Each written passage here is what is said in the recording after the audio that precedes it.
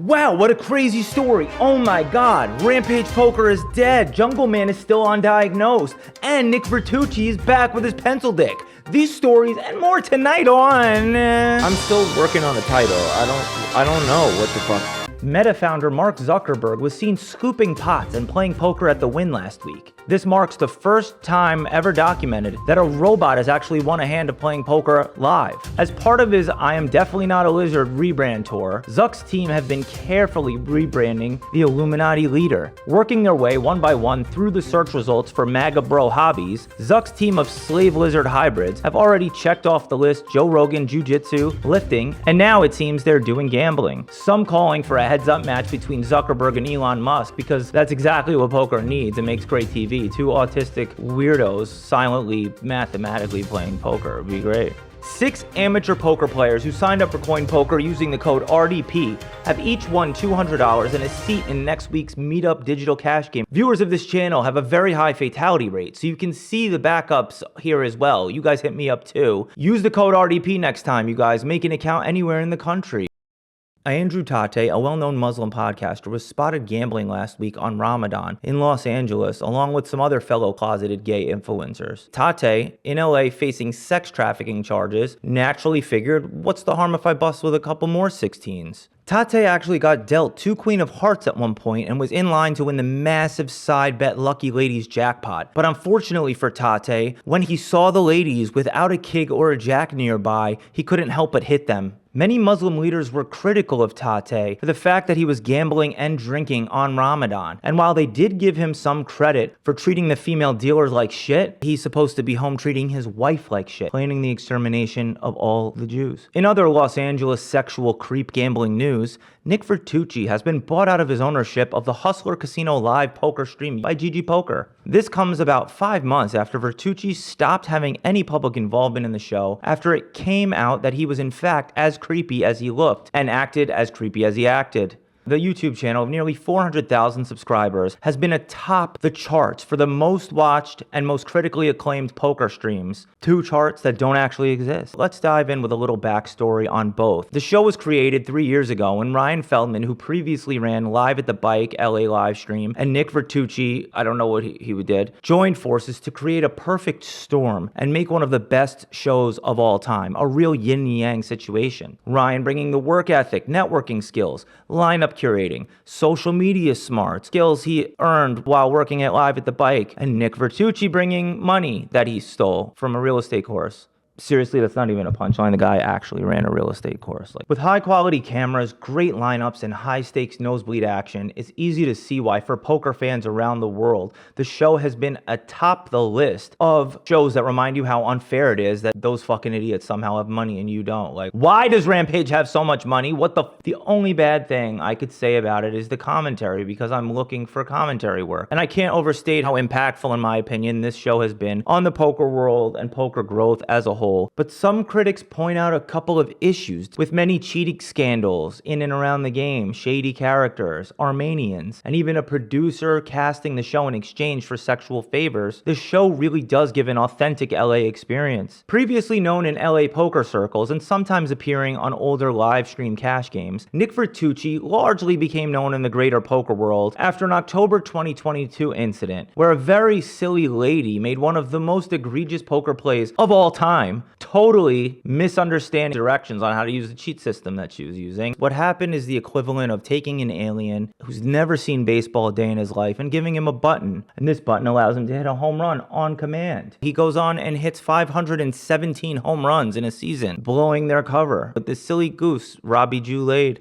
Allegedly. While Ryan Feldman stayed behind the scenes and largely quiet, Nick Vertucci decided to go out and make himself front and center in the scandal. Nick launched his own podcast with Veronica Brilla, and he's been really front and center in the poker world ever since. Just a quick tip, I'm no PR expert. I think obviously if your poker live stream is ever under some controversy, don't get high and wear sunglasses and a tank top and go on podcasts at 1 a.m. while getting really defensive, and don't tickle women. But in October 2024, the world was absolutely blindsided when we discovered that a man who looks like this was sexually creepy. You never know. You can't judge a book by its cover. Hard text receipts and word of mouth combined indicated that Vertucci seems to have clearly been hitting on women multiple times extremely inappropriately, as he was leveraging his ability and power to give or take away coveted seats on the Hustler Casino live stream show. Applying, yo, let me see your titties, you can play in this cash game. Now, if you're not familiar with the stupid fucking world of cash games, there are politics. It's not like us normal poker players. You think, all right, I go down, I take my money, I register, I see a schedule. Whoever shows up, fucking, what do you mean, politicking? It's an entirely exhausting sounding world of charming people and keeping the bad players whose money you are there to take for a living, them happy. Now, the bad players known as whales or Nick Airball know that deep down the game is only running because of them, but it's kind of like when your mom finds your crispy socks. You don't ask, don't tell, but everybody kind of knows. Finding games as soft and as big as Hustler live stream just like never happens, right? These are dream games to be in. So if you are someone who makes money as a poker pro and you get to get a seat in one of these games, it's like getting the new leads from Mitch and Murray directly. It's like going to hunt Cecil the Lion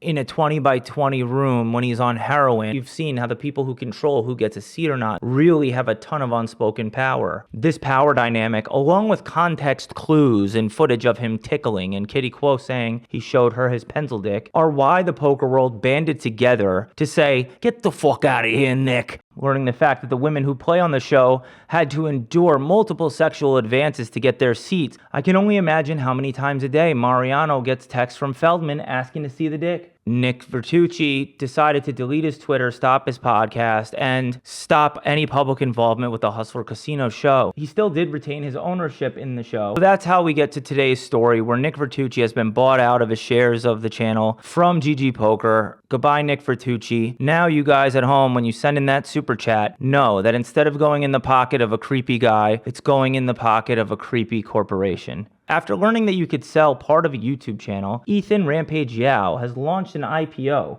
With shares priced at negative $32, Ethan actually sends you money, as he is projected to lose over $1.9 million in 2025. Obviously, I'm joking. Rampage Poker surely has plenty of money from running an insolvent poker club with Greg Goes All In. Withdraw your money like literally today, all of you.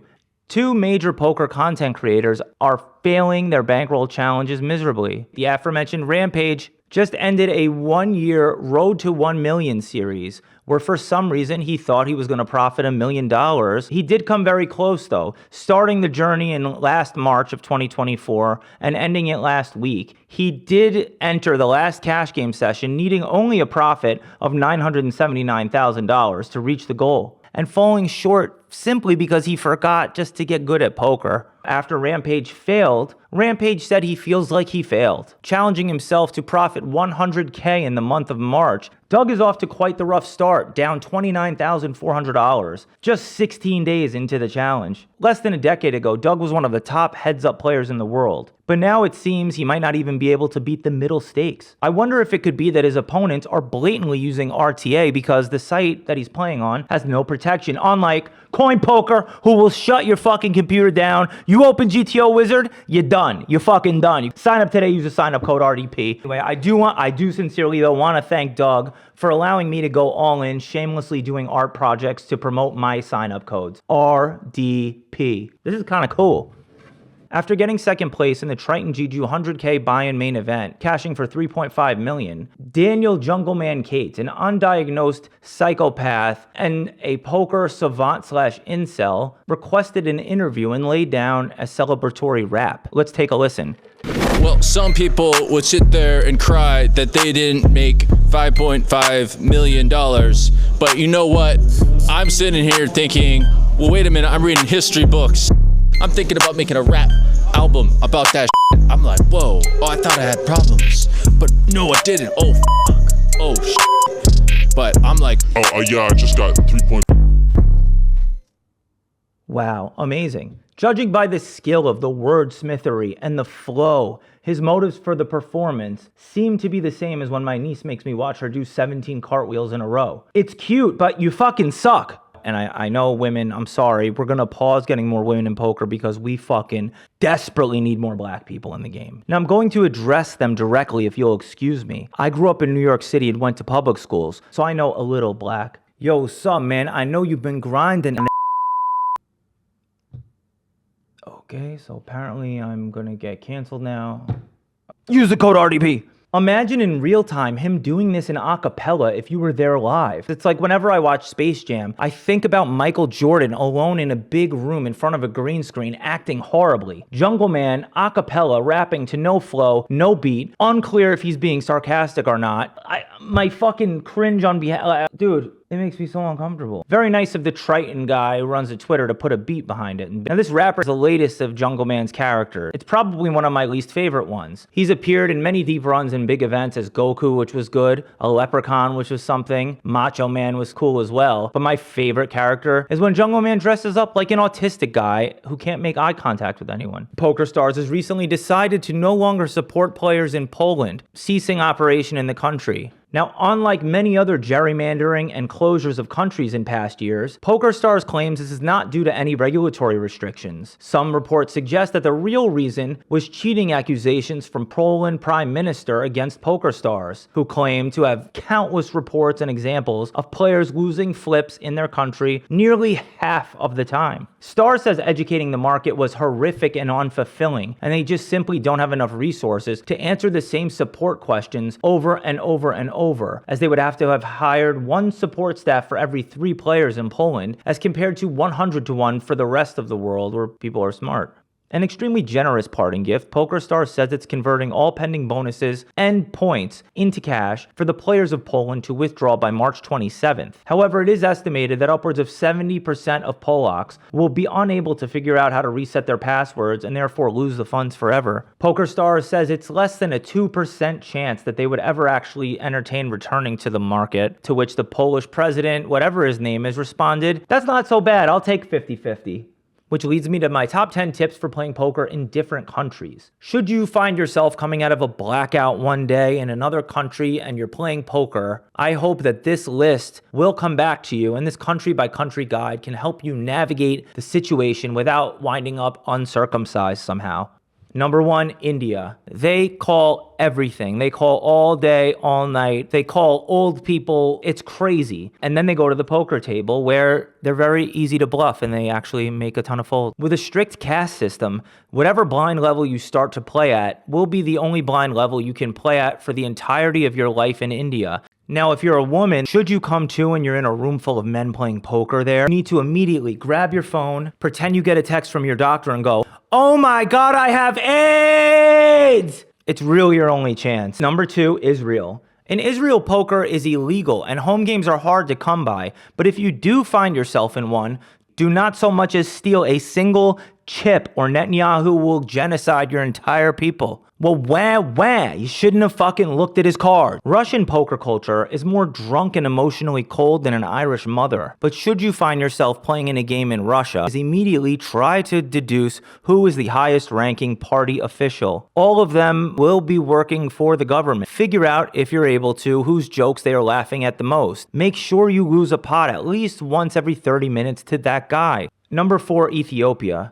Ethiopians, I don't know why, they run so well. They run so pure, but they don't have poker. They're too poor. So I don't know why this is on the list. Number 5, Greece. Don't be fooled by their hairy bodies and shady business dealings. These guys do not know how to angle shoot properly. Now, they will try to cheat you, but it will be extremely obvious. So if you give a little, "Yo, stop that," will be more than enough to get these baklava-filled moussaka heads to stop. Just don't get too tilted if you're ahead and someone souvlaki's out on you on the river. Number 6, Thailand. If you get a massage while you're playing poker here, you will be committing a sex crime in 85 countries around the world. Why are you alone there? Stop it. Number 7, Brazil. Just say vamo a lot and call everything never full. They have a brain worm called toxoplasmosis at an extremely disproportionate rate to the rest of the world. This infection makes you much more prone to risk-taking, therefore explaining the hypersexualized culture and extremely aggressive poker play. I'm not even fucking kidding. Don't go to the favelas. Number 8, China.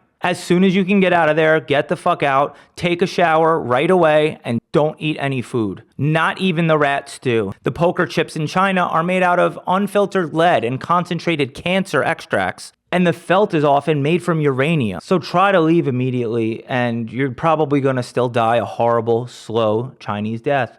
Number 9, Italy. You never want to go on the arm or have to borrow from a home game in Italy, or you might lose your sporting goods store and family. Number 10, USA. I don't know, sign up for Coin Poker, use the code RDP. That's the tip. Make the booty bounce on the dance floor.